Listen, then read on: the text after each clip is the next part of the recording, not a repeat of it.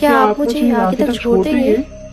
आप इतनी रात को यहाँ शमशान में क्या कर रही हैं? वो मैं यहाँ पर किसी का इंतजार कर रही थी। मतलब?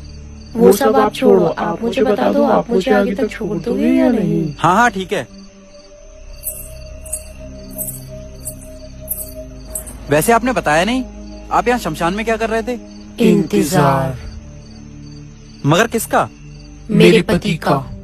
अपने पति का? आपके पति मर गए हैं क्या? नहीं, मरी तो मैं हूँ। तुम मर गई हो? मजाक करने को मैं ही मिला था क्या, और कोई नहीं मिला? अच्छा तुम भूत हो ना? हाँ। अच्छा तो एक काम करो, गायब होके दिखाओ। किसने कहा कि भूत गायब होते हैं? होते हैं मैम, होते हैं।